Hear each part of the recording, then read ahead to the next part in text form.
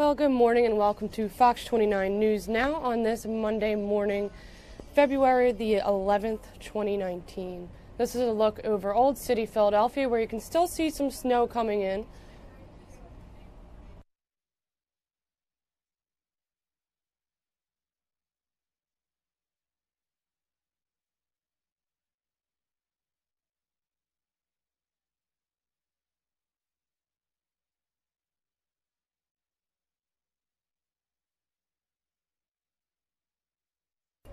So the Philadelphia area is slated for wintry weather Monday with a potpourri of precipitation expected over the next 36 hours. Morning snow showers will give way to a wintry mix and or rain to the south of Philadelphia. The precipitation returns Monday evening in the form of overnight snow, sleet, and freezing rain.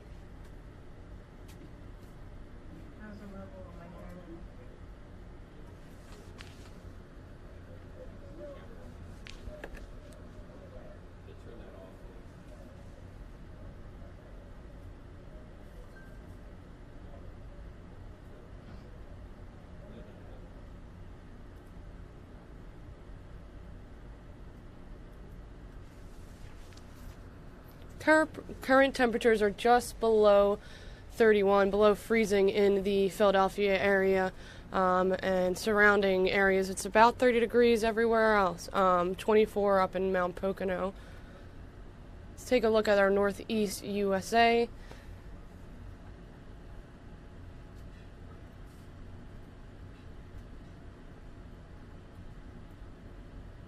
And throughout the country.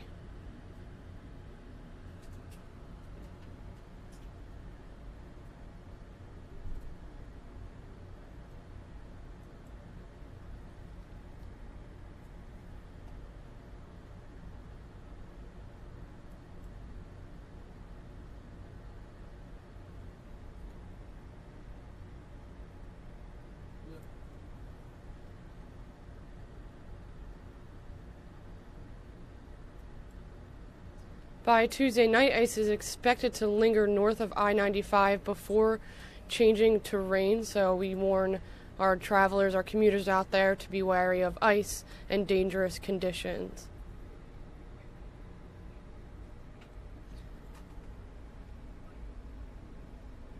So there will be rain tomorrow, some sleet or freezing rain possible, with a low of 36 degrees and a high of 40. The temperatures are going up a little bit tomorrow. But again, watch out for that ice. Wednesday, windy with times of sun and clouds with a low of 30 and a high of 40.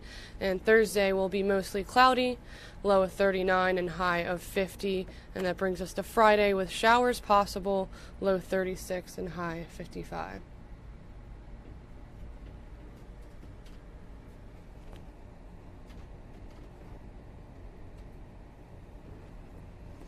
That's a brief look at our weather, and we can come back to that a little later.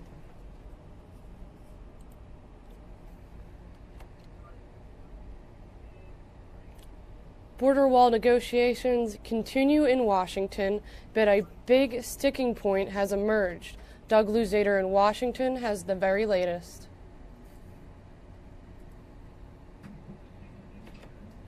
President Trump heads to the southern border today. All this is his trip to El Paso, Doug, is today? The trip to El Paso is tonight, and this is going to be kind of a, well, not kind of, it's going to be a campaign rally, basically. So the president will talk about the border wall. He will have a very enthusiastic reception there, no doubt, from his political base, who are very supportive of this. But the issue now is what Congress is going to be able to come up with between now and that looming deadline on Friday.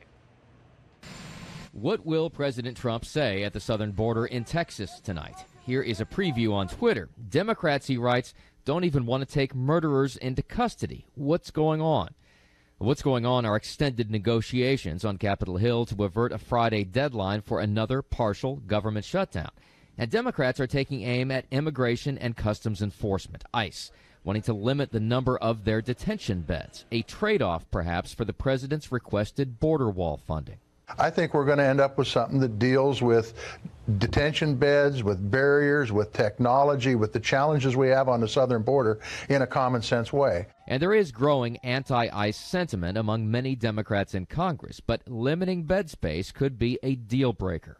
But I promise you this, Donald Trump is not going to sign any bill that reduces the number of bed spaces available to hold violent offenders who come across our border. He can't do that. He won't do that. And absent a deal, the White House is making it clear that a partial shutdown is still possible. There'd be some things that simply we couldn't agree to, so that government shutdown is technically still on the table. We do not want it to come to that, but that option is still open to the president and will remain so. And of course, the government shutdown, if it does again, will be the day after Valentine's Day. February 15th, so we only have a few days to get this together.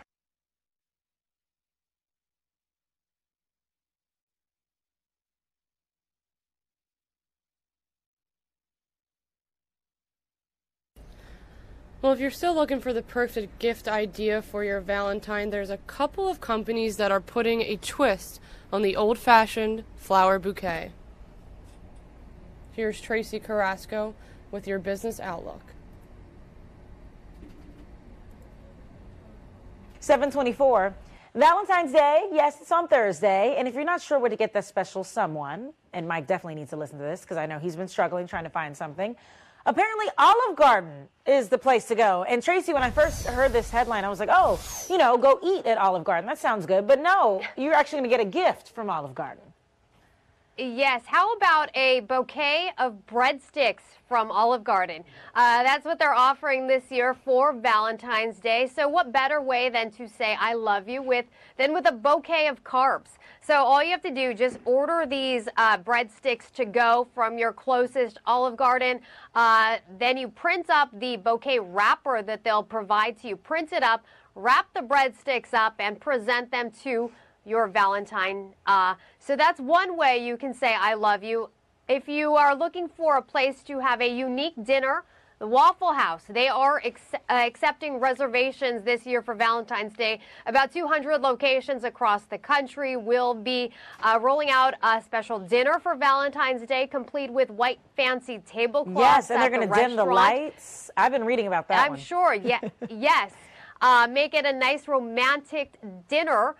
So they've been doing this for 12 years. They say it's all about spending time with the one you love, and you don't have to do a lot. You don't have to spend a lot of money to do that. True. So there are a few unique ideas. I know Chick-fil-A, they've also got something. They're offering those chicken nuggets in a heart-shaped container for Valentine's Day as well. So you've still got a few days to come up with something unique if flowers and chocolate are not your thing.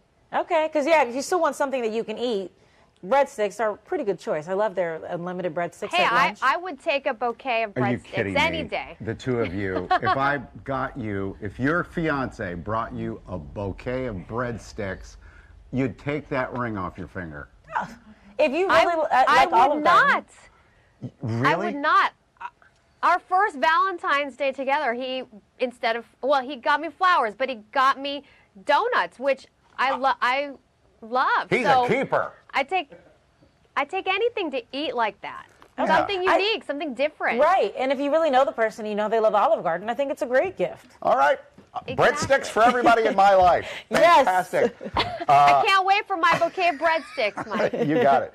Let's find out what Jen's up to this morning. Tracy, thank you.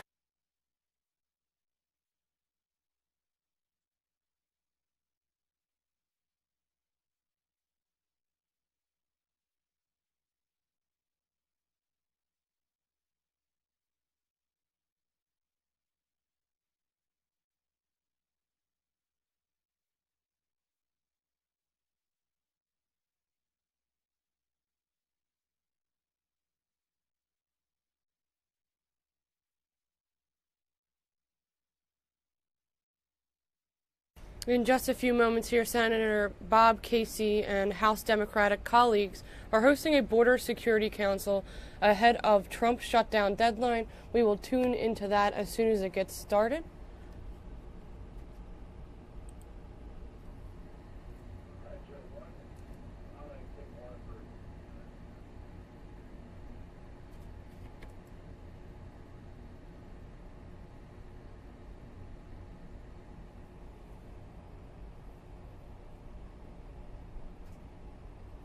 In the meantime, in South Jersey, a Bridgeton mother accused of killing her toddler son is now expected to be in court later this week. On Friday, 24-year-old Nakira Greiner reported her nearly 2-year-old son, Daniel Greiner Jr., missing. Investigators found the boy's body the following morning in their yard. The mother is facing first-degree murder, endangering the welfare of a child, and other charges. Greiner is in the Cumberland County Jail, awaiting a hearing, originally expected to be today, but now scheduled for Thursday.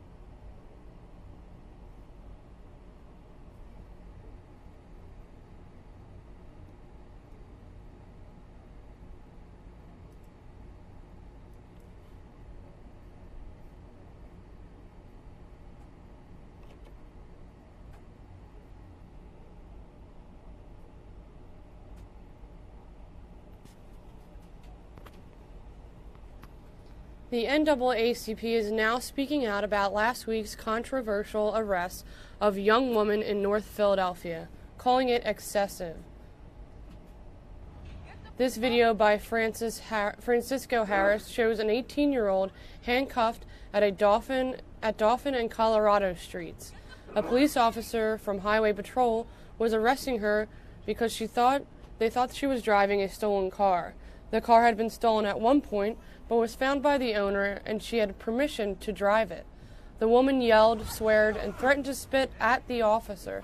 The officer used one hand to grab her hair and his feet to throw her to the ground. The NAACP is calling his actions excessive.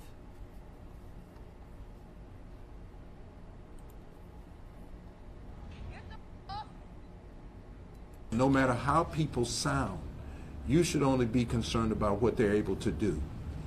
And this young girl was not able to do anything that would be a threat to the officer's safety, so his actions were unwarranted.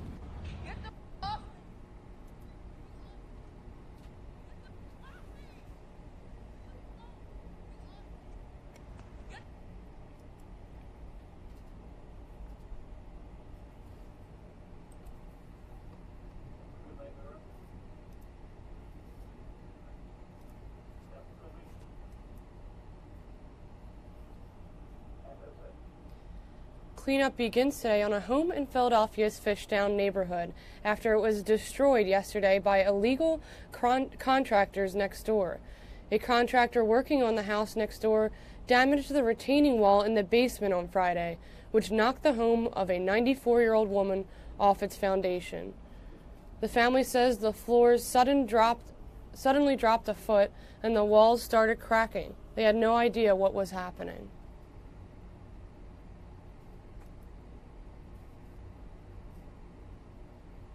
Said it felt like an earthquake. The whole house shook and the wall sank. My brother ripped out the front door and they helped get my mother out of the house. And it's mementos. It goes back, 70, some of it's 70 years. My father was a World War II veteran and he had memorabilia from World War II in the basement. And all that's lost.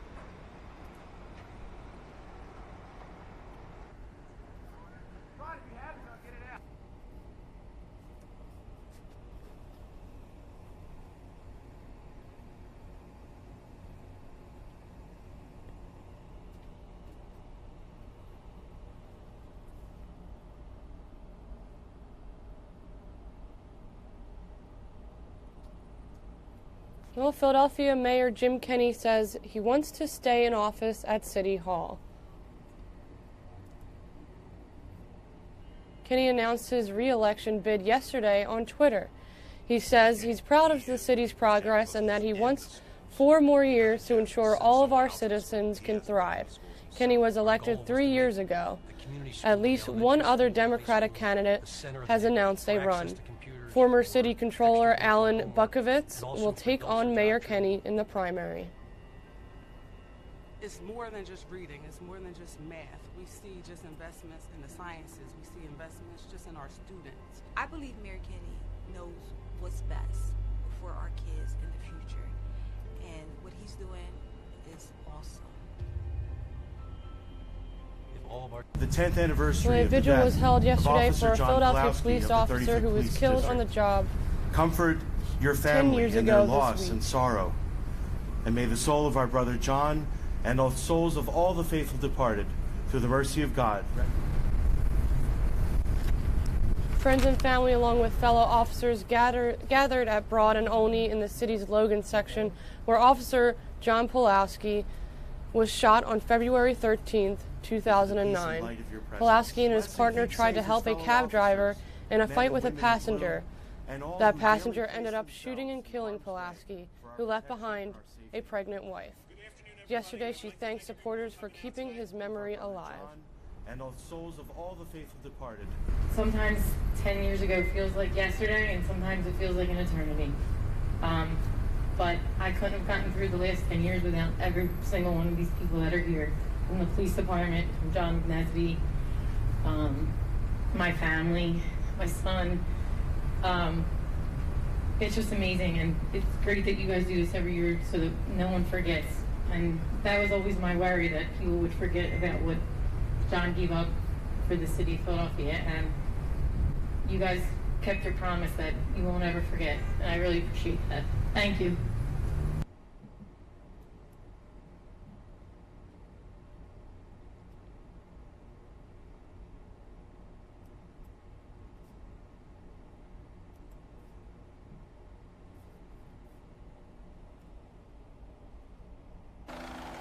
It took 5 months, but what happened here at an out-of-control tailgating party at Penn State in September now has 4 students facing liquor law violations.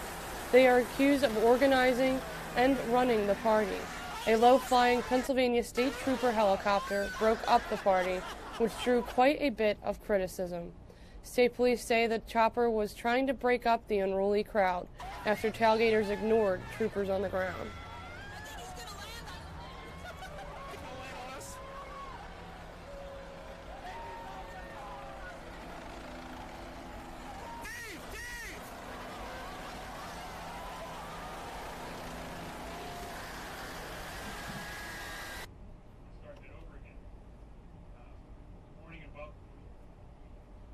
And now let's tune back over to Senator Bob Casey and his meeting with fellow Democrats. Of the United States Congress, Senator Casey, Mary Gay Scanlon, Madeline Dean, Chrissy Houlihan, and Dwight Evans. So we have a mix here of some veterans in our Congress, as well as some new folks. And so it's wonderful to have you here on this Monday morning.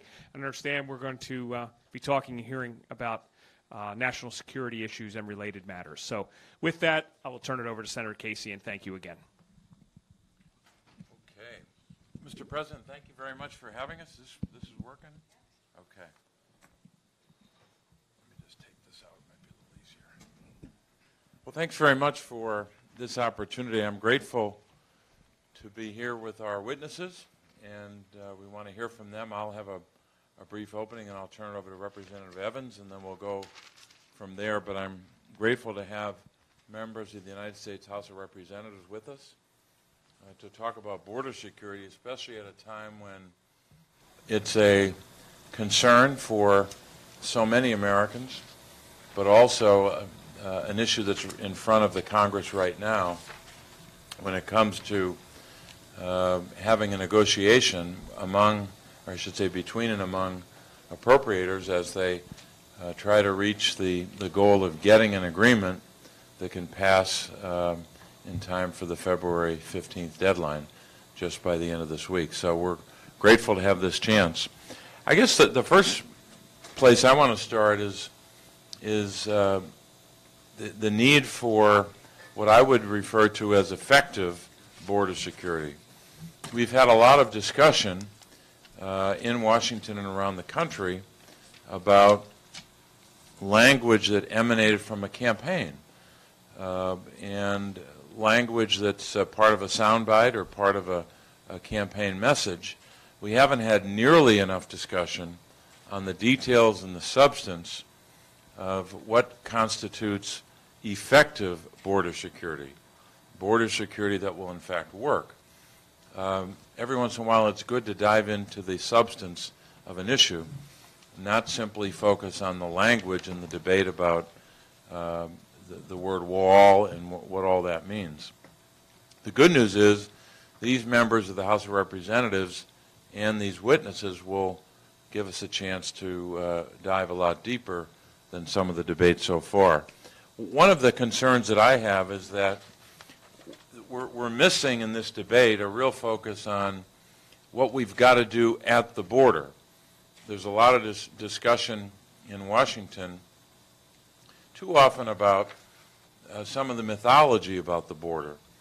I think everyone knows by now, and if they don't know, they should figure out a way to get to know the facts on this, that when you're talking about stopping drugs, narcotics from coming into the United States of America, you have to focus on ports of entry. We know from the data, this isn't my data, this isn't Democratic data, this is data from the federal government, that most of the problem when it comes to narcotics coming into the country, you're talking about the ports of entry being the place where that's happening.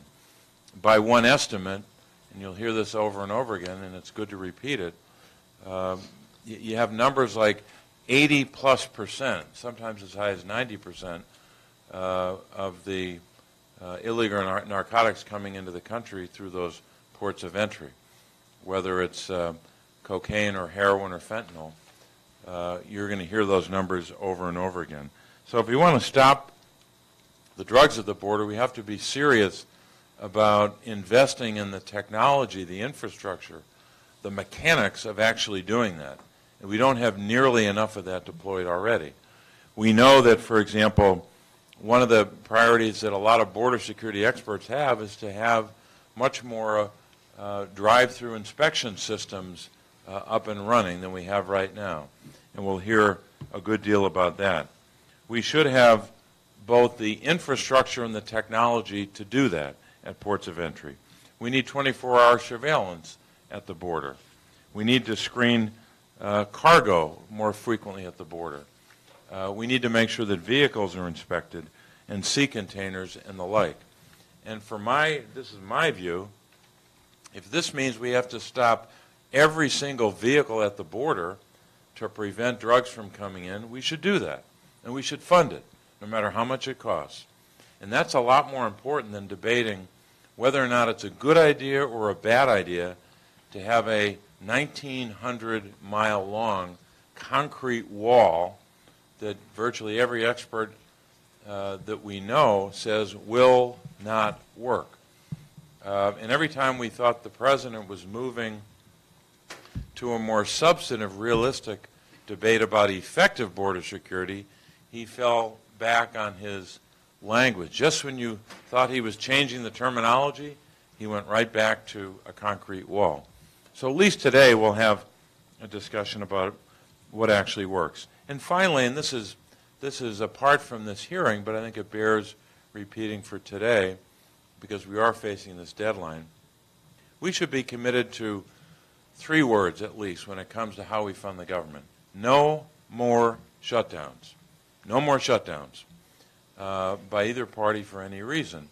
And unfortunately, or I should say fortunately, I think most of the appropriators have that in mind as they're discussing border security. But I hope that's the mindset of the President and his administration as we head into these final days of negotiation. So I'm honored to be here with part of our congressional delegation, and I'll turn it over now to Representative Dwight Evans. Thank you, Senator Casey. I'd like to say good morning to all of you, and I want to specifically thank Senator Casey for organizing this event with me and my House colleagues, as well as with St. Joe University for hosting us today, and the experts who have joined us to share their insight. My main concern is a simple concern: to avoid another government shutdown. Let's repeat that. To avoid another government shutdown. It is unfair to the 800,000 U.S. citizens, federal workers, and contractors. It's unfair to the taxpayers to take billions of dollars and damage our economy. We damage our economy in the ballpark of $11 billion. And what that means to our community, to our business, and moving this economy forward is something that we shouldn't take lightly. And this is also because of the dispute over border security, as the senators just described. A dispute that was a top priority for the president in the first 2 years in his office. For some reason, his desire for a wall didn't become a crisis until Democrats won control of the House. With respect to border security, we need to be smart and effective in our use of taxpayers' dollars. We already have walls along some sections of our southern borders, and the president was shown that during his recent visit that people have tunneled under those existing walls. So I want to hear today what works. It is most important is how effective we can be. I want to turn it to my colleague who just came back from visiting the border, Representative Mary Gay Scanlon. Thank you. So yes, I spent my weekend at the U.S.-Mexico border, faced with conflicting information about conditions on the ground and the fact that the president has threatened to shut down the government again if his demand for a wall isn't met. I wanted to visit the area and get the facts. What I saw was a complex border situation that requires a multifaceted approach and bore very little relation to the heated rhetoric that we've been hearing from the White House. Our tour took us along the Rio Grande, the border between El Paso and out to rural areas in New Mexico. This is the second busiest border area in the country. We met with dozens of Customs and Border Patrol and Homeland Security staff, both on and off the record. We met with local officials, medical personnel, immigration advocates, and refugees. We toured a port of entry, detention and processing areas, and a nonprofit refugee shelter.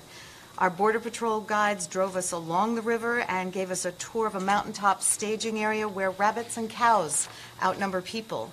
And their tools include horses, ATVs, and trucks equipped with infrared cameras and radar. We saw demonstrations of pepper spray guns and cargo truck X-ray machines, and we were briefed on air and sea enforcement. We heard repeatedly from the law enforcement officials that they need more funding for people, for infrastructure, for roads and technology. We saw concrete, chain link, steel slat, and bollard barriers because they already exist along much of the border. But without exception, the officials with whom we met said that they need a mix of tools to secure the border, and that mix varies dramatically from place to place. No one said that a wall was the solution. In fact, several border agents scoffed at the idea and gave us variations of, if you build a 20-foot wall, they'll bring a 21-foot ladder. Border agents also confirmed that the surge of immigrants at the border is overwhelmingly composed of families with children, fleeing extreme poverty and violence in the Northern Triangle. These refugees don't sneak into our country, but they present themselves to authorities and ask for asylum, whether at the ports of entry or when those ports have been closed to them, as has been happening increasingly under this administration, at the next available opportunity. We had several border agents tell us stories of refugees coming up and knocking on the car window or knocking on the office window to request asylum.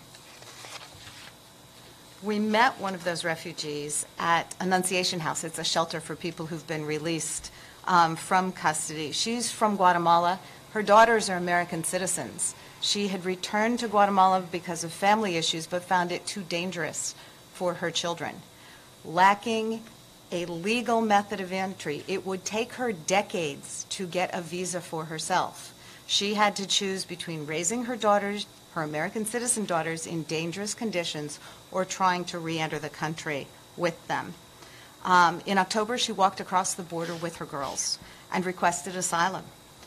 Although the family separation policy was supposed to end in June, several months before she came over, her daughters were taken from her and placed in foster care. No reason was given, This woman had no criminal record and had never been accused of being a negligent parent. With a lot of luck and the assistance of some volunteer lawyers, she was released and reunited with her girls after 4 months. The girls are 3 and 5 years old. They were reunited just a few hours before we met, and everybody was still pretty emotional. This woman was trying to describe the hardship inflicted on her family, but you could see it in her face and the fact that she was in tears almost the whole time. The 3-year-old was clinging to her. The 5-year-old was withdrawn, and we learned that she was really struggling with feelings of abandonment. Her mother had missed her 5th birthday just a couple weeks before, and she had attached to the foster family.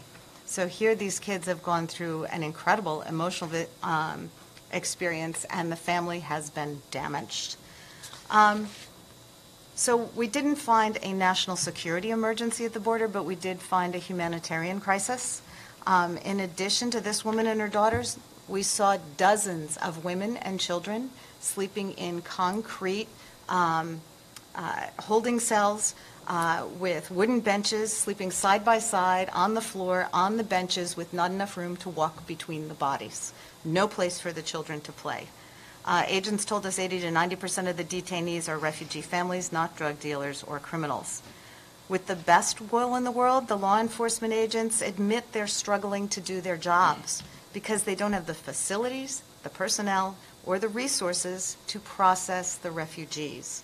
The administration's failure to address this crisis through a combination of diplomacy, foreign aid, and humane border security policies has created a crisis for the law enforcement officers.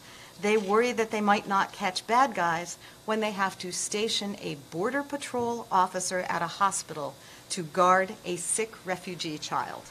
They need resources to address the facts, not a crisis dreamed up by those sowing racist division for political ends. So given the complexities of border security, law enforcement, and human rights, it's not surprising the situation requires more nuanced solutions than tweets or campaign slogans. We need to look at the facts and consult the stakeholders on the ground. Thank you.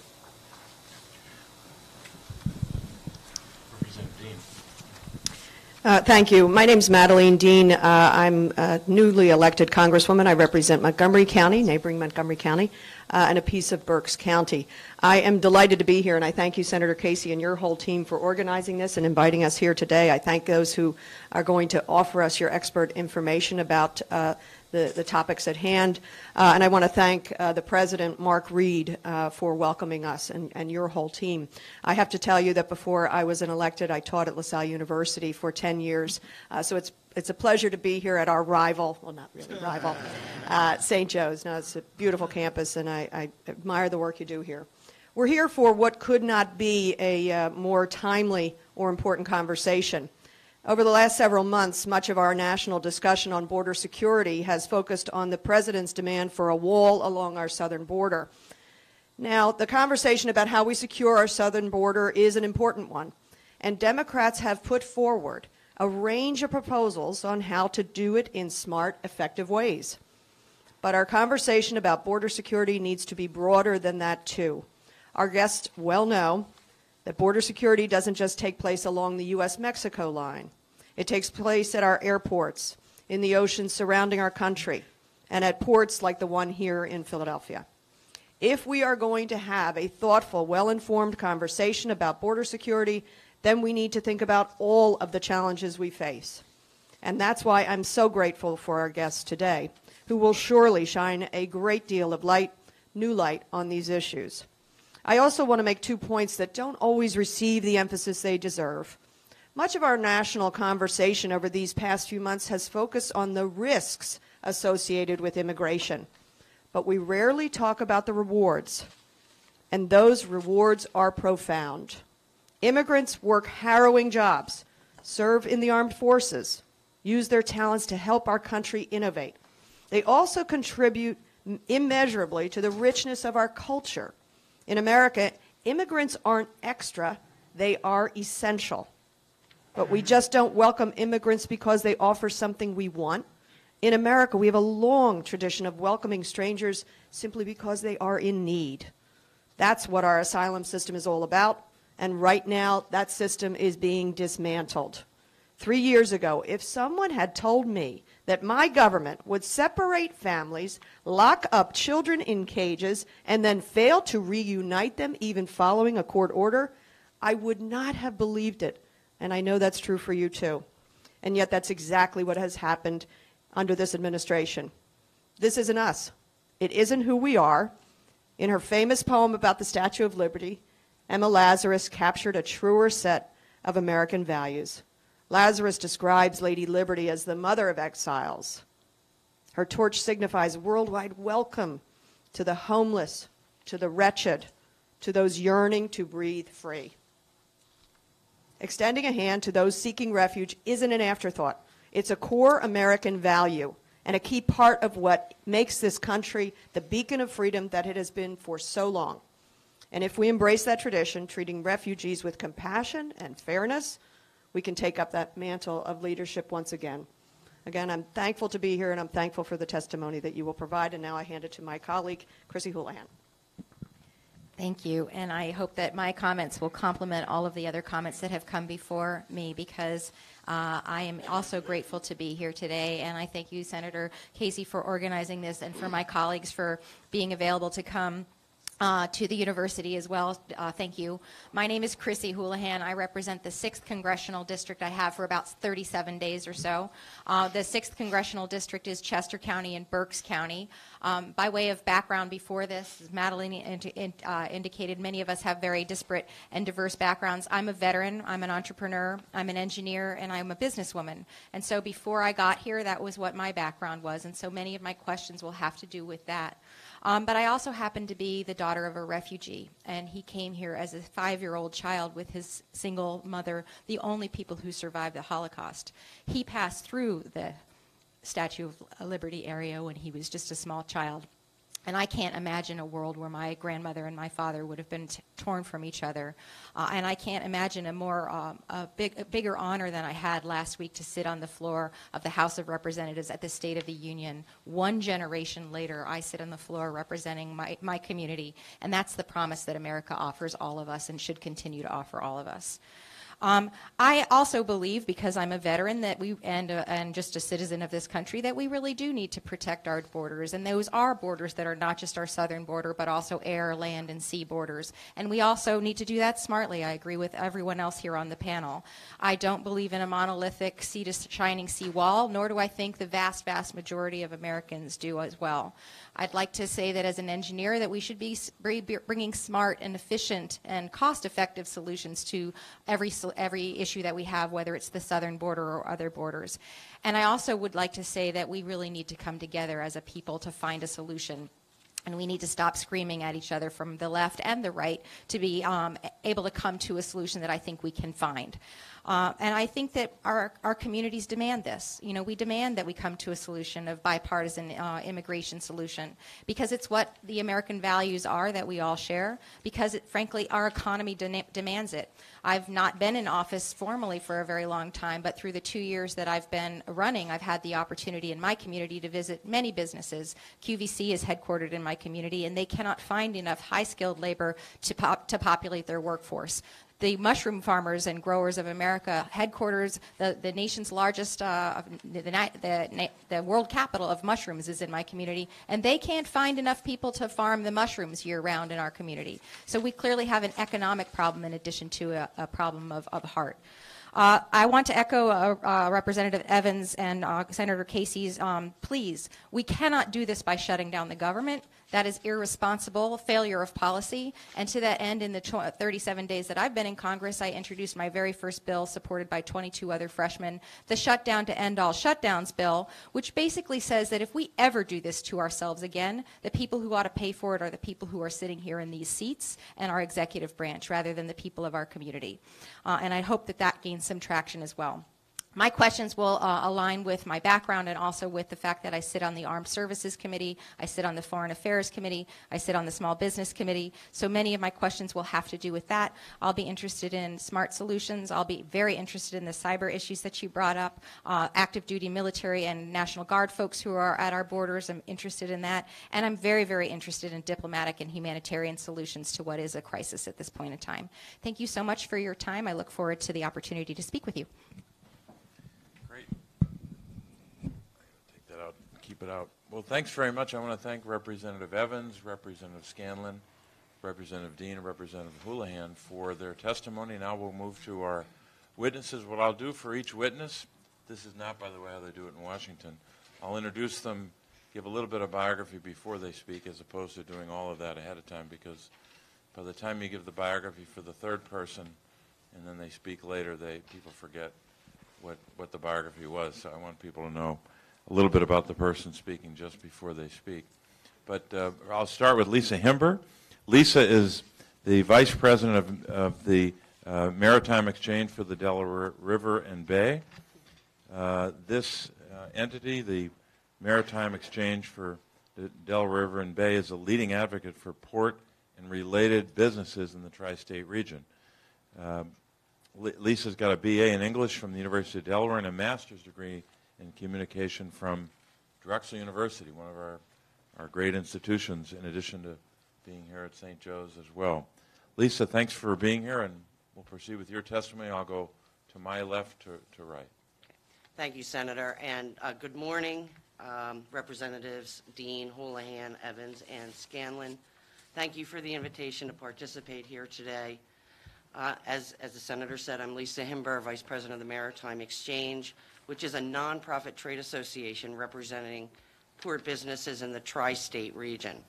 Like any chamber of commerce, the exchange is an advocate for its members. We also maintain a 24/7 operations center and manage Maritime Online, a web portal for providing vessel, cargo, and crew information to maritime stakeholders. The exchange is in a unique position. We not only work with federal agencies to develop national policies, but we also assist in their implementation at the port level, and we monitor their effectiveness over time. This bird's eye view allows us to see any number of opportunities to improve the port's security posture. Let's start with cybersecurity.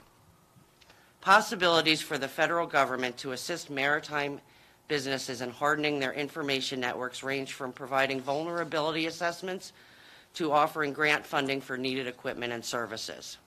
One challenge many businesses face, for example, is funding cybersecurity network monitoring, which is an operating expense generally not eligible for grant funding. But the Department of Homeland Security must look beyond regulated entities such as vessel and terminal operators. Many businesses share informational trade data electronically. These include ship agents, customs brokers, and stevedores, and these entities are equally at risk of a cyber incursion. And if their systems are compromised, they can infect many others in the cargo supply chain. This can significantly impact commerce and potentially release sensitive commodity data to bad actors. We also suggest that DHS develop a process that allows for unimpeded trade in the event the Customs ACE system were to fall prey to a cyber attack. CBP has built numerous redundancies into its system, but unfortunately, sometimes that just isn't enough. The current backup plan calls for the trade industry to revert to paper. This is challenging enough today, and it certainly will not suffice for too long as legacy paper forms give way to ongoing automation initiatives. Beyond data exchange, CBP plays an important role at the seaports. Customs officers inspect arriving cargo, and until those inspections are complete, the cargo does not move. Unfortunately, CBP lacks the resources to ensure cargo delays are minimal. We would recommend that CBP update policies to optimize existing personnel, such as contracting out tasks where necessary or where possible. Yet we also hope Congress would fund desperately needed new positions. This would eliminate the need for industry to hire CBP personnel on evenings and weekends to handle work not completed during normal hours. The goal is to keep cargo moving as quickly as possible. Not only is this a commercial need, but clearly from a security perspective, a moving target is harder to hit. Seaport funding has historically lagged behind land and air border ports. Even though Philadelphia CBP is chronically short-staffed, about 90% of its budget is for personnel. This means only 10% is available for the equipment CBP needs to do its job. The agency needs reliable technology and infrastructure that is sorely lacking today. We should also look at expanding existing technologies, such as installing radiation portal monitors atop cranes rather than at dedicated lanes at port exit gates. In addition, DHS could dramatically improve maritime domain awareness by funding P3s to integrate existing camera systems and install new cameras to fill gaps where needed. We should deploy ground sensors around facility perimeters and use tethered drones to monitor from the air. Now, these are just a few suggestions, and there are many others, but allow me to close by putting all of this in some context. The Delaware River commercial maritime industry is responsible for over 190,000 direct, indirect, and induced jobs, and it supports another 130,000 related jobs. Total port economic activity is estimated at over $77 billion each year. If the Delaware River were crippled by a security incident, the economic impact would be devastating to our region and beyond. Clearly, it is time to ensure that our maritime borders receive a more appropriate share of border security dollars. Thank you once again for the opportunity to be here. Lisa, thanks very much. Now, next we'll move to Tom Jowitz. Tom is from the Center for American Progress. He's Vice President of Immigration Policy at the Center for American Progress. Prior to joining the center, Tom served as Chief Counsel on the Immigration Subcommittee of the House Judiciary Committee and has advised members of Congress and congressional staff on all of immigration policy. Tom has a degree from Dartmouth and a law degree from Yale Law School. Tom, we're grateful you're here. Thanks very much. Sure. Thank you so much, and thank you, Senator Casey, and members of the Pennsylvania Congressional Delegation. Thanks for inviting me to testify on this important issue. So having worked in immigration policy for the last 15 years, I'm struck by a serious flaw in how we talk about the issue and how the debate is framed. Too often we're told that we can be either a nation of laws or a nation of immigrants. And faced with that dichotomy, historically the pro-immigrant side has lined up on the side of being a nation of immigrants, and the restrictionists, people who are constantly pushing for ever more expansive and aggressive enforcement, line up on the side of being a nation of laws. This framing is not only disadvantageous, I think, to the pro-immigrant community, but it's also horribly inaccurate. So the reality is that these ideals are not irreconcilable. They are mutually supportive of one another. Our nation's rich immigrant history must be coupled with an immigration system, a system of laws that truly works, and that's not what we have today. Our current immigration system doesn't work for families who are trying to reunite and face waits of many years, even decades. It doesn't work for businesses, as we've heard, who must meet the needs of American consumers and get the workers they need while honoring workers' rights. It doesn't work for intending immigrants who want to play by the rules, who want to earn a good living, who want to give their children a chance at a better future. It doesn't work for the American public that relies every single day on the economic, social, and cultural contributions of immigrants. And it doesn't work for America's future. Just look at our aging workforce and the replacement rate. That wouldn't at all be possible without immigrants and their children. Unfortunately, the fact that our system of laws hasn't kept pace with the legitimate needs of our country hasn't created enough pressure over the years to get a badly needed reform enacted into law.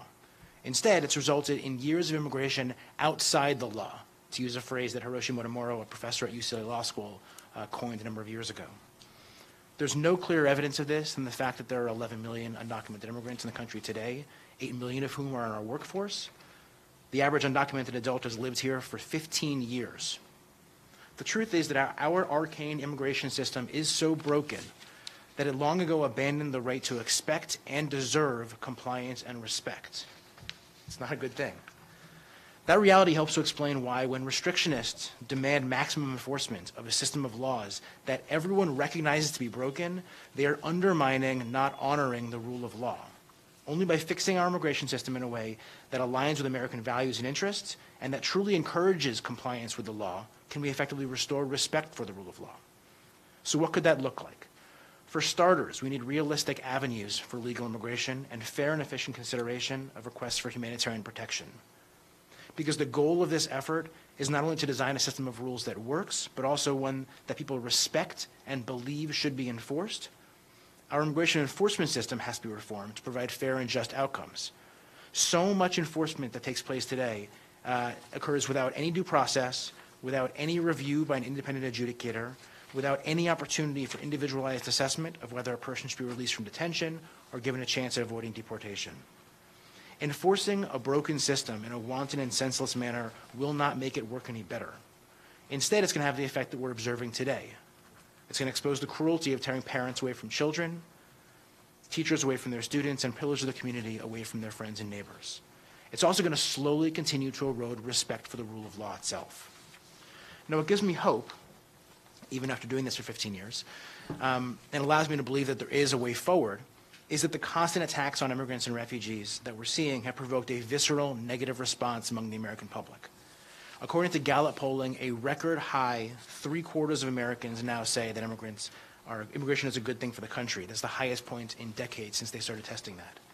A greater share of Americans today believe that the country's immigration levels should be increased or stay the same than at any point since Gallup first began asking this question nearly 55 years ago in 1965. The American public wants real solutions. So first on the agenda for Congress is the need, other than making sure the government doesn't shut down on Friday without taking on bad policy, is the need to enact permanent protections for Dreamers and people with temporary protected status. This includes nearly 700,000 DACA recipients, over 300,000 TPS holders, and there are nearly 500,000 combined U.S. citizen children who live in the same households as those folks, whose lives have been thrown into limbo by the Trump administration. Pennsylvania is home to approximately 2,900 TPS beneficiaries from El Salvador and Haiti, and 3,500 U.S. citizen children who live in their households. TPS holders in Pennsylvania are big contributors, holding nearly $110 million in spending power and paying more than $15 million in state and local taxes annually. We just released a paper on this morning.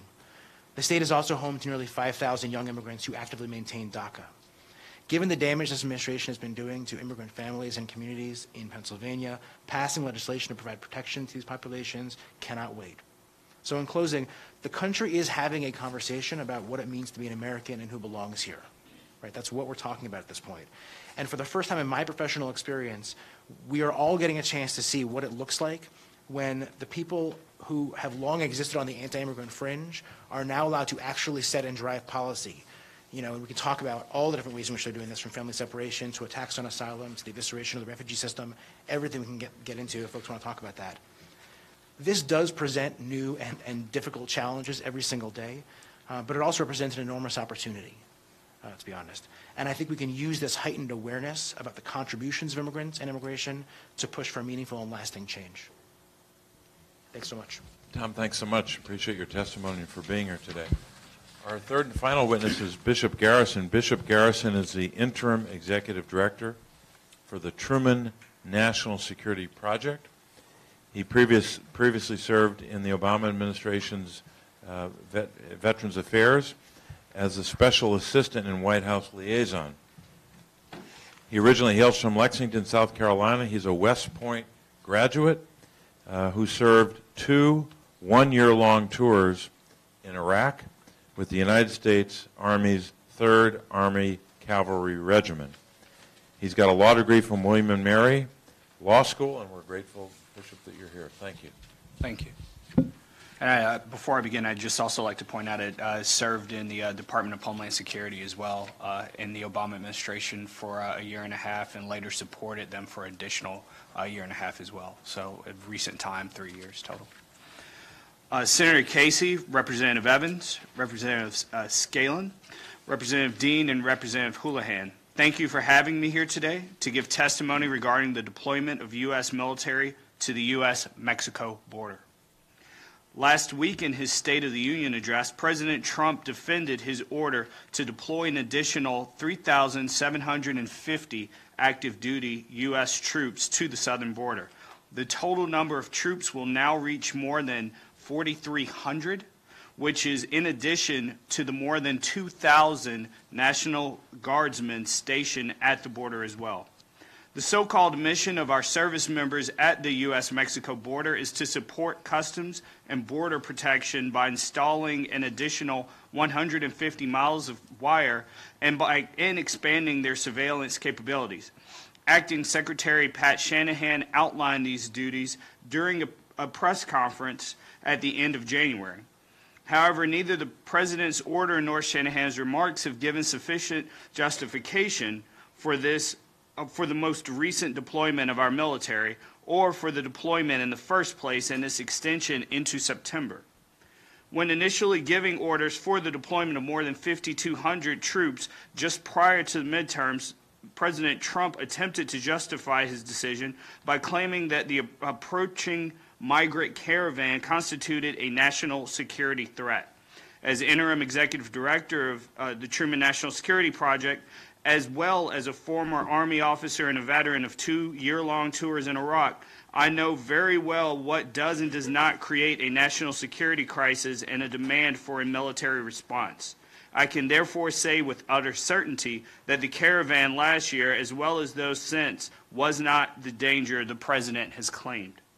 In fact, those who made up the caravan were largely immigrants fleeing Honduras, Guatemala, and El Salvador, countries that face severe poverty and extreme violence, and that the United States has financially pledged to help in order to address the exact conditions causing the migrants to leave and seek a better, safer life elsewhere.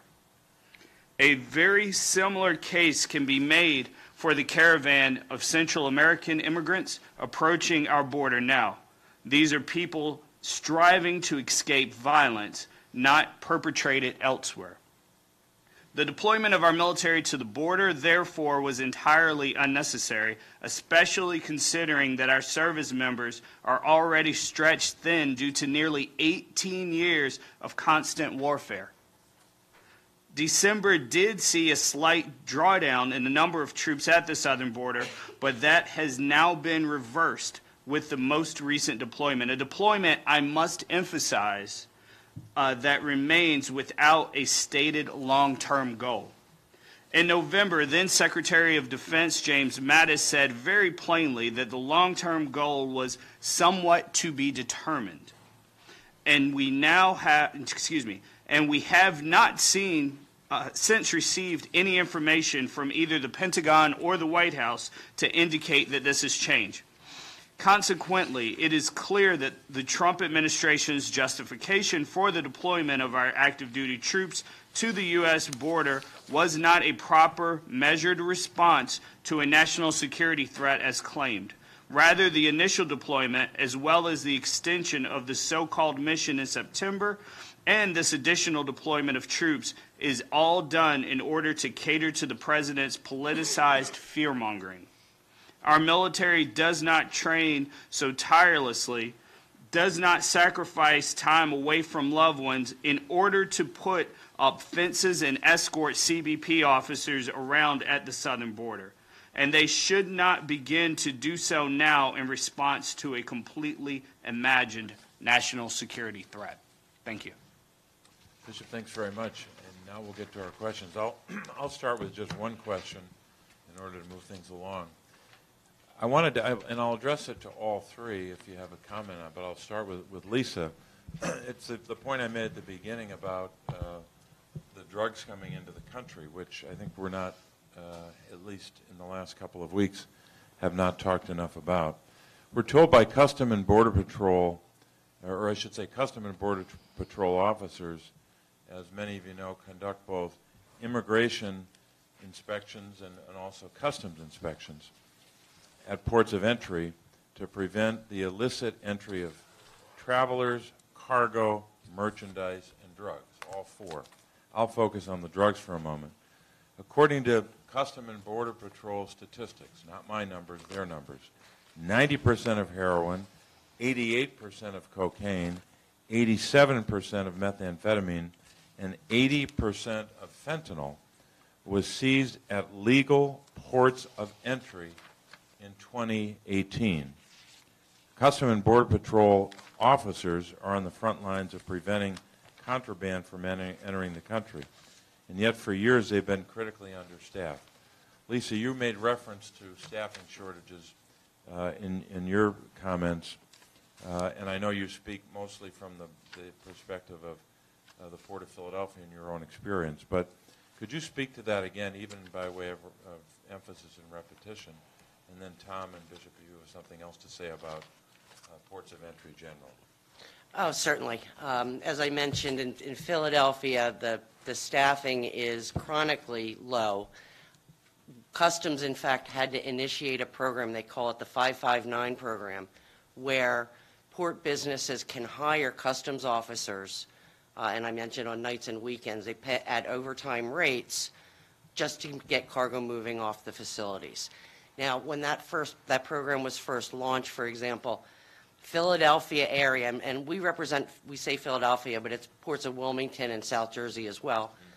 We were the only people to sign up for that at first because we simply don't have enough people at customs officers at our border ports in the tri-state region.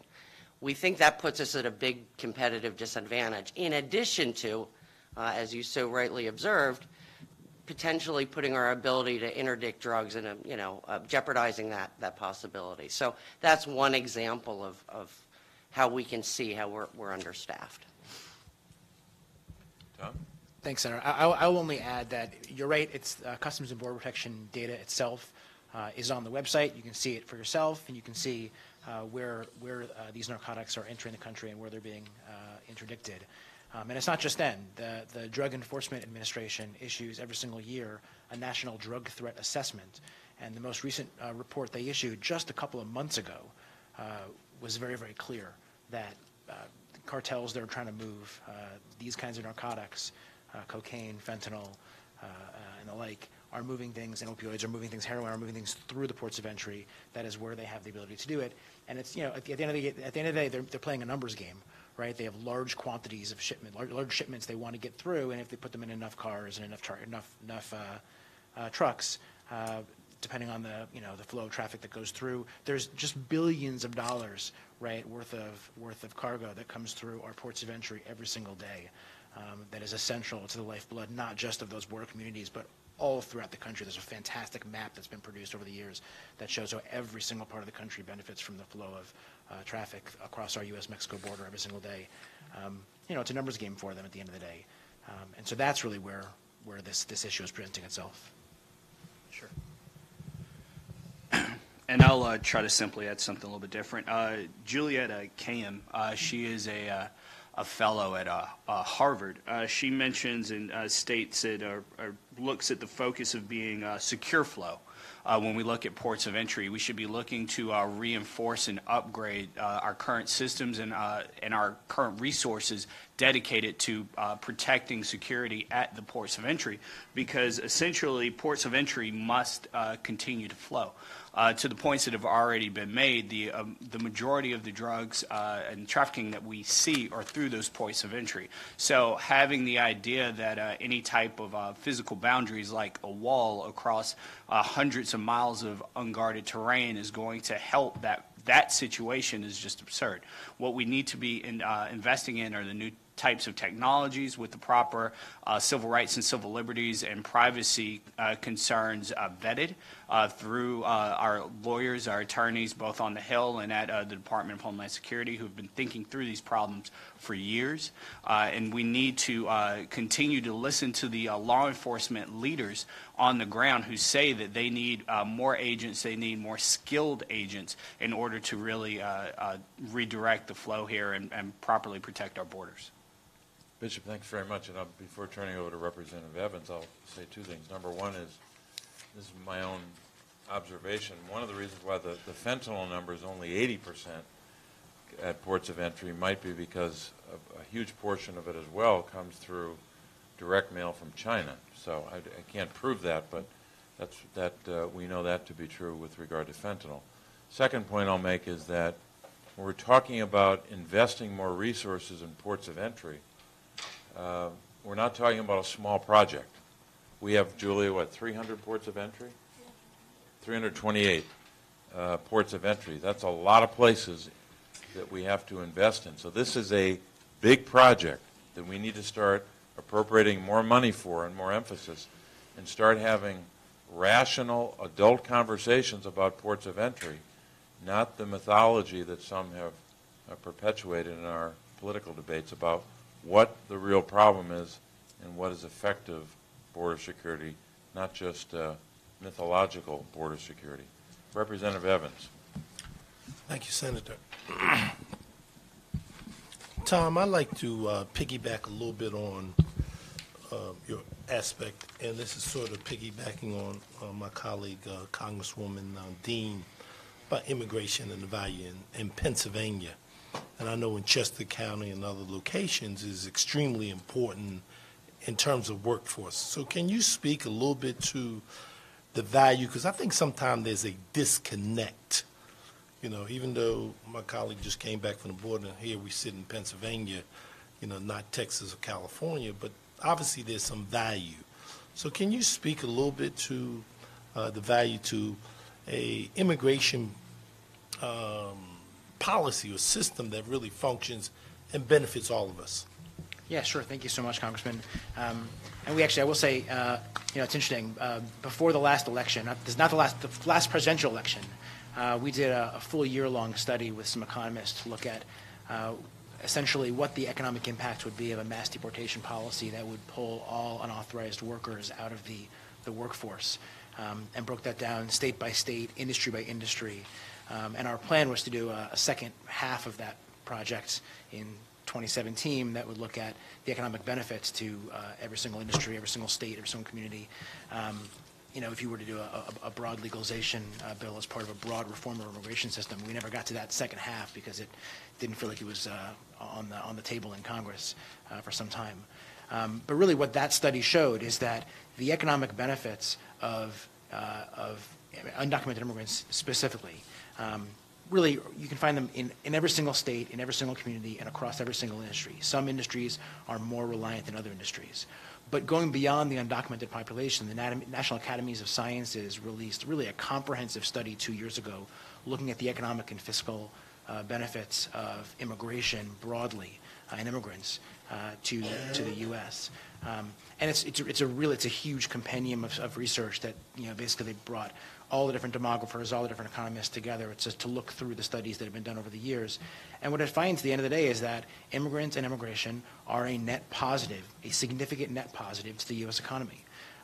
There are costs up front that are disproportionately borne by states and localities, right? The federal government doesn't bear a lot of those costs. But at the end of the day, even those states and localities, when viewed as an investment in their local economies, make out positively in the long run. It's just like thinking that kids are a drain because we have to spend a bunch of money on kids, U.S. citizen kids, going to school. Yeah, that costs money, but it's an investment, right? At the end of the day, that we then receive as a result of years of productive, productivity throughout their lives. And so, you know, in specific industries, in specific communities, immigrants and refugees, you know, we've done a number of papers on this as well, looking at how well refugees as a community integrate into the workforce and play an important role in a lot of different industries as well. You know, looking just economically, there are these contributions, and that doesn't begin to touch, obviously, socially and culturally on the value that immigrants bring to our country. Bishop, would you like to speak to that issue? Because the reason I asked that question is, I think unfortunately, the way this discussion is being framed is the Democrats are anti-border security or discussion. If anything, we're anti of putting 800,000 U.S. citizens out as a form of leverage. So we like to make sure that they are taken care of, but we don't mind having this discussion. And you've just kind of made the case a little bit, but I'm interested in your thoughts because from a larger issue standpoint, we should have this discussion. Absolutely. Thank you, Congressman.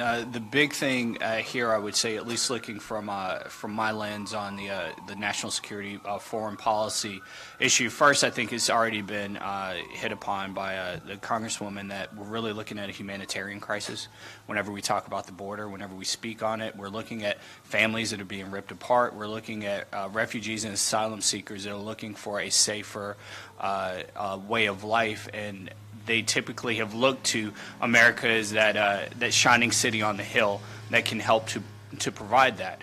And as Tom mentioned, the immigrants that we have seen that have come here proudly, that continue to come here, have been individuals who have helped build up their communities, who have helped to pay taxes, to be productive members of our society, to make us holistically through their experiences a much better nation overall. So if we're going to be looking at anything in this particular issue, it should give us an opportunity to really look at comprehensive immigration reform from a very strong perspective. We should be looking to see what it is we can do logically under law and what laws and policies should be in place to help those who are less fortunate, who come to us in situations in which they struggle, while additionally looking for those who are bad actors, some who commit felonies, who are criminals, to remove them from our communities. But at the same time, ultimately what we're looking for is providing empathy, helping those families and those less fortunate that truly need our help. Lisa, workforce obviously is an issue.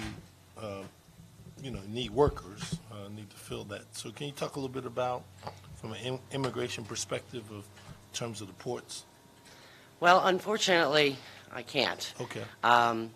The immigration issues that we generally deal with at the Maritime Exchange involve crew members arriving on ships. Right. As far as the workforce goes, that's one area where, thankfully, we're doing fairly well, and the port jobs are usually taken fairly quickly. Okay. Sure. If I can just follow up with you, since my district includes the port. Yes. So you cited some economic statistics that the port throws off $77.6 billion in economic activity. That's annually, correct.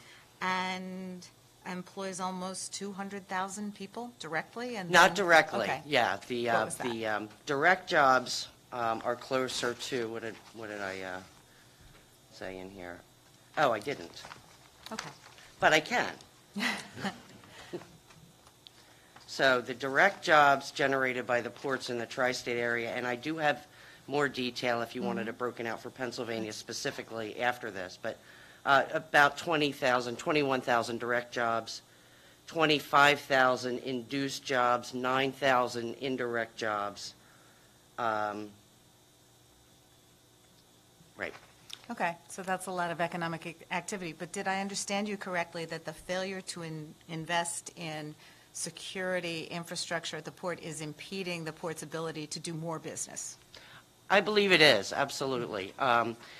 When you have cargo that is being delayed, waiting for some technology, the non-intrusive inspection equipment is known to fail fairly regularly. And when that happens, they have to get it repaired, and cargo is delayed. Mm-hmm. So every time there's a delay, there's an additional cost. There have been times when movement of goods in the Delaware River Port area has been so slow that customers have just went elsewhere. Okay. And that still happens today. Fortunately, with a little less frequency than it has in the past few years. Okay. And I assume that the lack of that infrastructure also impedes the ability to identify drugs or other contraband that might come in. I would assume it does. I obviously can't speak for customs, and we don't really get engaged in the drug interdiction efforts. Okay.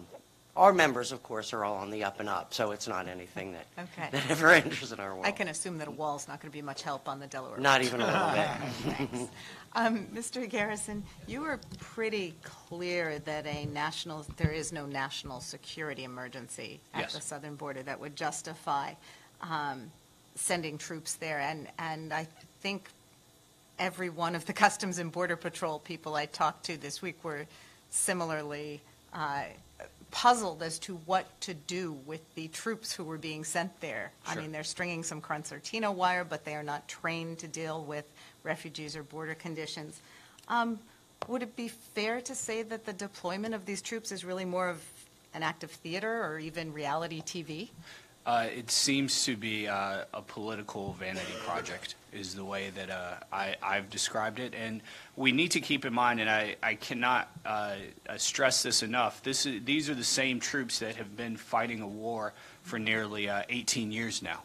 And I would ask all of you to look at Blue Star Families. They just released their 2018 survey.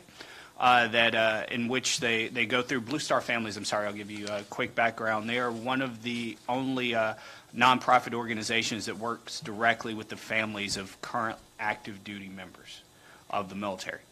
And within that survey, 51% of the families surveyed said that their number one priority or concern moving forward was time away from home. Because you see now that individuals who have been, who are my year group, 2002, have now been on anywhere from 3 to 4 to 5 to 6 deployments, and not just a quick 6-month turnaround. We're talking 9 months and 12 months, and the effects that has on your family, on spouses, on children has been devastating. So on top of this, when we really should be looking at time for them to not only have downtime at home, but to have training time and prepare for whatever real-world threats exist that they're going to have to engage in. They're now being utilized to go exactly as you mentioned, to lay wire and to do some type of surveillance support, or literally logistics, where they're moving supplies and people to and from different spots on the border, because, as we said, there is no true national security threat there. I had one quick question for you, Mr. Jelwitz. First of all, well, two. Can I get that paper that you just produced? I really was interested in the statistics that you had about the impact in Pennsylvania. And one of the things you noted was that the TPS holders and DACA folks bring spending because they can work here legally. They bring spending, and they also pay federal, state, and local taxes, right? Yeah, so, sorry. Mm-hmm. Well, I mean, so that is, generally speaking, it is the case that, you know, whether you have work authorization, which is all DACA recipients, all temporary protected status holders, they have work authorization. They're permitted to work. They're permitted to live in the country. Bless you. And so, absolutely, they're contributing state and local taxes, federal taxes as well. And just like everybody else, they're using their spending power. Undocumented immigrants as well, you know, by and large, overwhelmingly pay state and local taxes, pay federal taxes as well. When they go through the system and are applying for jobs and go through the I-9 process. You know, the one thing about the TPS holders in particular, I'd say, is the folks we're talking about overwhelmingly, these are the Salvadorans and Hondurans, they have had temporary protected status for nearly 20 years now. So the population we're talking about, definitionally not a single person who has TPS from El Salvador or Honduras, which make up about 250,000 of the 300,000 plus people who have it. Not a single one of them has been in the country for less than 19 plus years, lawfully working in this country. Haitians as well, since 2010, 2011, since the earthquake. You know, these are folks who are very, very well settled in the country. DACA recipients as well. By now, these are folks who, by definition, to get DACA, you have to have been in the country before 2007. So we're talking about people who have been in the country for more than 11 years already at this point. They're extremely well settled. TPS holders in particular, many of whom are in construction, for instance. These are not folks who are laborers who are doing low-level work. These are foremen. These are people who operate heavy machinery. They're skilled laborers who have these jobs.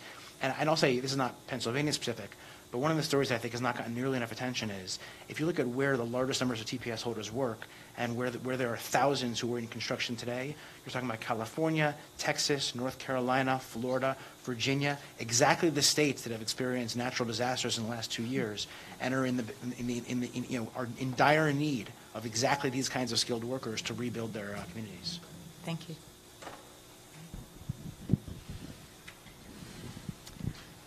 I thank you all for the important information. And what I hear from you and what I'm hoping to gain through this conversation is, how do we break through the false framing that you talked about of these arguments?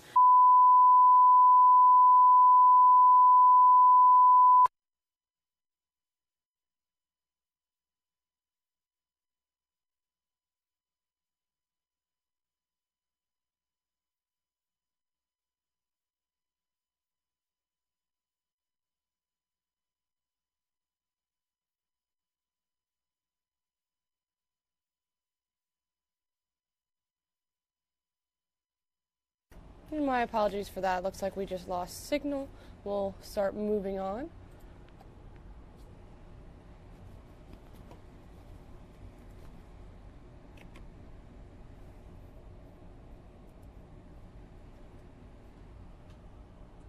Well, the Pentagon's top official makes a surprise visit to Afghanistan to support peace negotiations.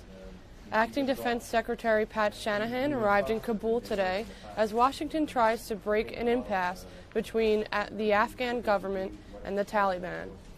Shanahan meeting with senior Afghan security officials, including Defense Minister Asadullah Khalid. He also held separate bilateral talks at the presidential palace with President Ashraf Ghani. Shanahan says he is encouraged that the Trump administration is looking at all possibilities for ending the 17-year war. The U.S. is mulling a drawdown of U.S. troops in Afghanistan pending a peace deal.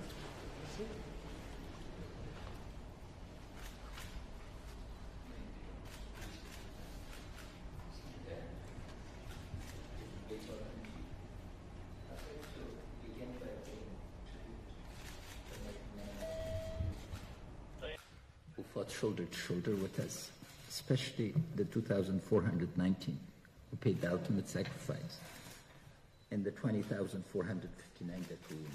Over 1 million American men and women in uniform have served our country. Please convey the gratitude of a nation.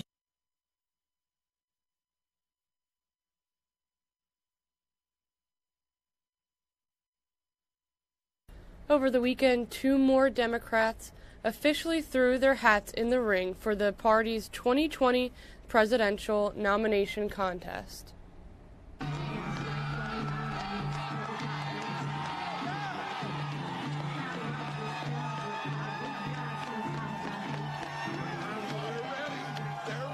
Senator Amy Klobuchar of Minnesota announced she is running for president.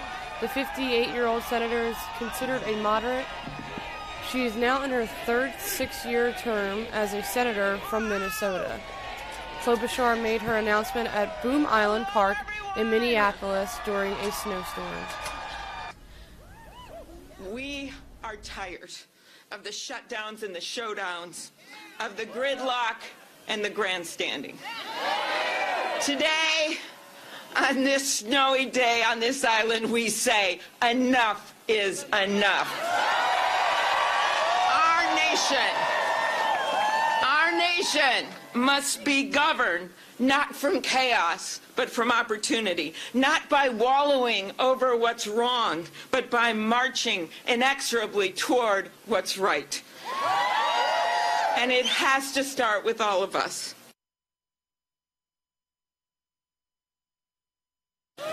So today, on an island in the middle of the mighty Mississippi, in our nation's heartland, at a time when we must heal the heart of our democracy and renew our commitment to the common good, I stand before you as the granddaughter of an iron ore miner, as the daughter of a teacher and a newspaper man, as the first woman elected to the United States Senate from the state of Minnesota, to announce my candidacy for President of the United States. Klobuchar joins a roster of Democratic contenders, including fellow Senators Cory Booker of New Jersey, Kamala Harris of California, and Elizabeth Warren of Massachusetts.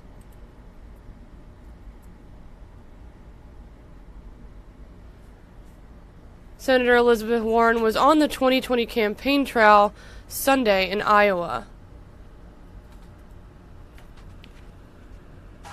The newly minted Democratic presidential hopeful taking her first full day of candidate status to woo potential voters in Iowa. Good morning. Good morning, Cedar Rapids. Oh, good to see you, Liz. You're fabulous. Thank you. Thank you. I gotcha.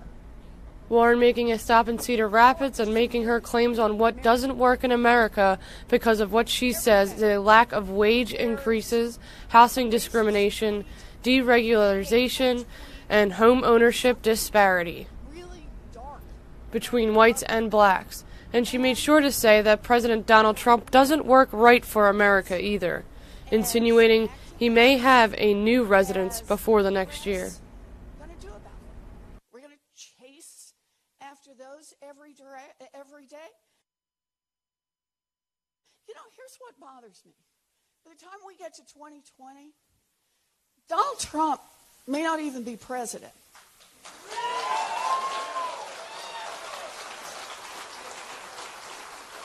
In fact, he may not even be a free person.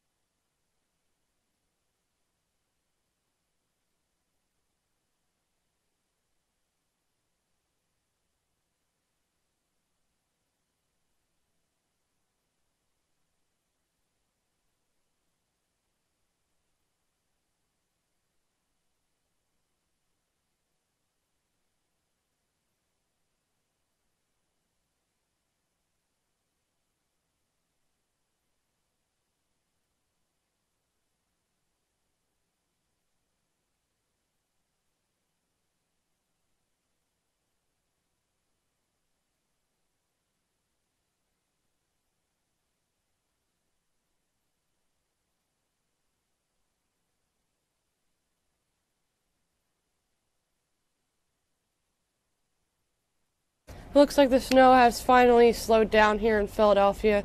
Let's switch gears over to Fox 29 Good Day this morning, where we took a look at some Valentine's Day fashion. Denise is here. You always bring lovely goodies, so Hello. thank you. Hello.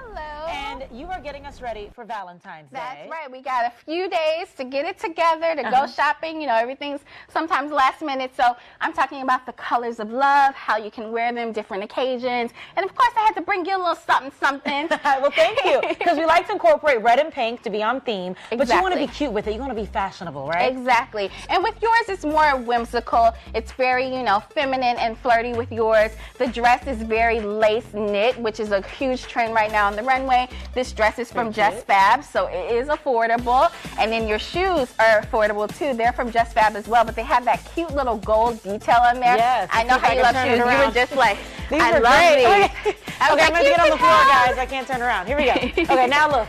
Super cute. Put it on the floor. There we go. Yes, has a really nice detail on there, which is cute. And then because it is chilly out, you know, you can still show some leg, but I got you a nice leather bomber, and this one is from Burlington, so that way you're still looking cute, and it matches your nails. It does. So we are And on it's pink. point, and This it's is nice great. and pastel pink. It's like that bubblegum pink, which is really on trend right now. And you have kisses already, we see on Valentine's Day. Look Graphic at you. tees and metallics are always in right now, so that was just something to be kind of fun and festive, but it's all about the fellas in red for sure. Here so they come. We'll bring Gene out. Oh, he and has chocolates. How he sweet. does. You can't have Valentine's Day without having chocolates. And of course, Godiva is known for having great chocolate. So I just brought some. Well, Gene actually brought those for you. But he was like, oh, I got to get some for Alex. So that was nice. But a guy in red, which we love, and this is the way the fellas can incorporate that. He's wearing St. John's Bay head to toe, and that's available at JCPenney. And, you know, he can have his black slacks that you already have in the closet, fellas, and then a nice hoodie to keep you warm, and then a puffer vest as well. But the shoes are really, really cute. We tie in some of that red color with it. Those are from Hush Puppy, and it really just kind of brings the whole look together. So when he's going to see his girl, he has a gift for her, he has balloons, and that's really just something, you know, festive for the holiday. I love it. Let's bring in one of our ladies then. Yeah, so we're bringing out both of our girls, talking about Galentine's Day. So with Alexa here, you know, it's all about that red, but color blocking with it. And the great thing about this is that it is affordable. With her blazer, her pants, and her crop top, I spent under $60 at Burlington. What? Yes. And it's local. I got it on Oregon Avenue. You know, I love to shop local when I'm here in Philly. The great thing is everything in the store is normally 60% off of retailer's pricing. So you could go in, have some fun, get something for the day, and then something saucy for the night while you're there. And then the white glasses, just thought really would play up on the hearts and something fun. She has earrings from H&M, and then a cute little bag. Those mini baguettes are all the rage right now. Yep, so a they're lot of so people. cute. And then her shoes have hearts on it. Those are from 9 West. And it's just a fun play on it. You know, if you're going to work, but then afterwards you could belt your blazer, be, you know, corporate, and then when you're out from cubicle to cocktails, this is the way to wear it. I love it. Now, Looking talking good. about Natalie, you know, your friends always have different wardrobe personalities. So this is more of your chill, laid back, Netflix and chill girlfriend, but you call her for cocktails, she's gonna run. So her outfit is really cute. It's from Bold Elements, and you can get that online at JCPenney or in store. And it's denim, so it's stretchy, it's great, has that button detail on there. And then her shoes are 9 West too, so giving a play on how Alexa's are flat, Natalie's are heeled. Okay. All right, thank you, ladies. We're running out of time, so let's get some more people in. So men in pink. Back to the men. We got Thomas coming out here in pink, looking amazing. So men can definitely wear pink, but we wanted to play on the pattern and give you kind of that mauve burgundy color as well with it. And then having some cute sneakers. His top is from Old Navy and his pants are from Old Navy too. So it's just really a play on that. And then his socks are from Old Navy. Have fun with the socks, guys. Donuts. It's always Bob great Kelly to would have love that. those. Oh, Bob He would. Kelly. But, Okay. And then, last but not least, Our final model. Thank you, Sarah. couple goals. Oh, they're matching. Sue and Mike.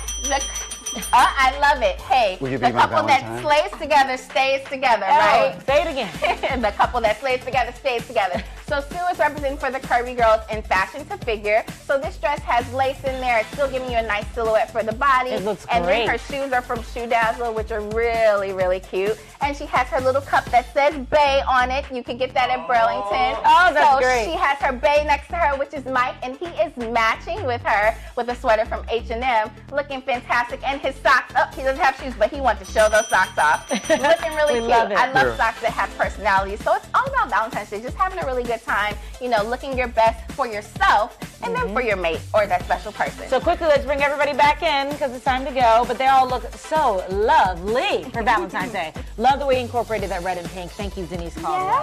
Yes. Okay, we're going to take a break. We'll be right back.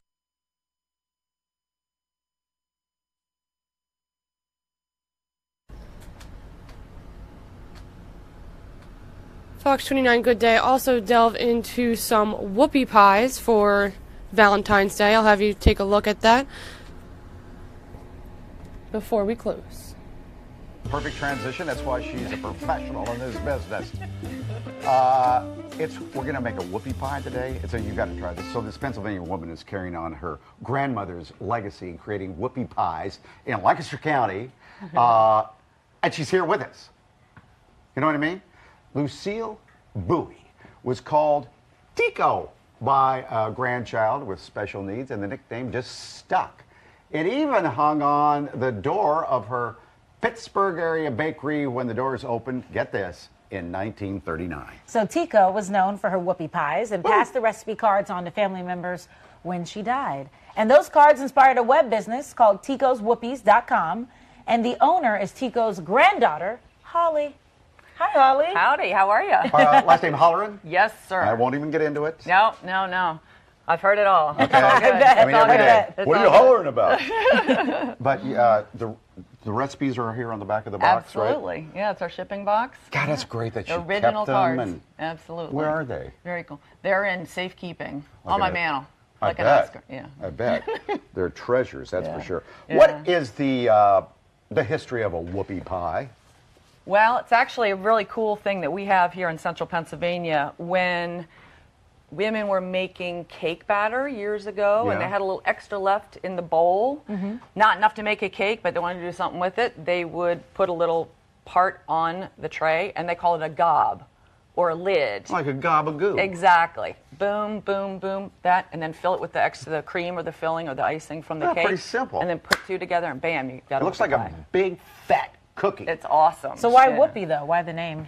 Because when the kids at school or the husbands would open their lunchbox later in the day, they'd have this cool treat, and they're like, "Whoa, whoopee! Great, I got some sweets." So it was You awesome. just made that up. It's no, No, you're- legit.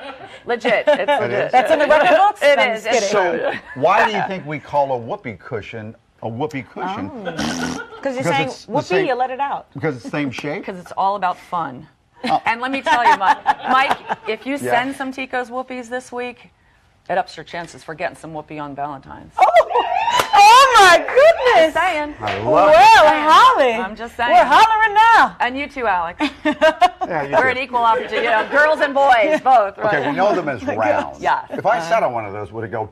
Yeah, well, No. probably. But you can make any shape, right? Yes, yeah. And these are out just for Valentine's Day, for the month of February, and the month of May for Mother's Day. We make them for 2 months a year. They're kind of reddish. Is it? Yeah. Is it and red velvet? buttermilk is the key in the red velvet whoopie pies, though, and the hearts. I'm going to eat it raw. Yeah. Look at that. Oh, it's like, do you like the outside or do you like the filling? It's you're either one or the other. Well, you got to have both. Yeah, you got to have the filling. So how do we do this? So it's the joy of this is there's any way you want to do it. That's the way to do it.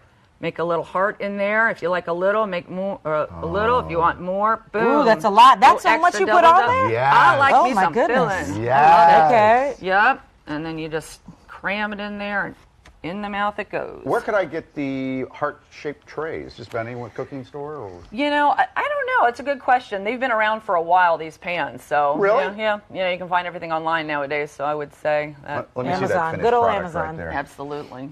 Oh, man. That's a nice big. Can you fit it all in there? That's what. Whew. Oh!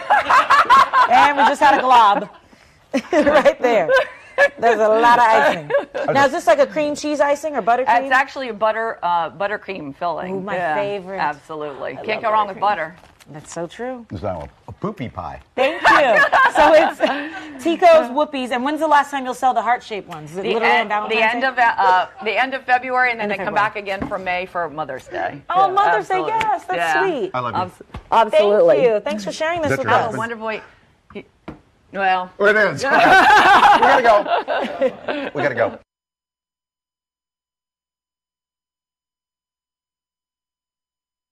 Well, I am going to go see if there's any of those left. Thank you for watching Fox 29 Good Day today, and be safe on those roads as the temperatures drop tonight and rain falls and ice comes along with it. So be careful on your commutes tomorrow morning, and tune in tomorrow at 10.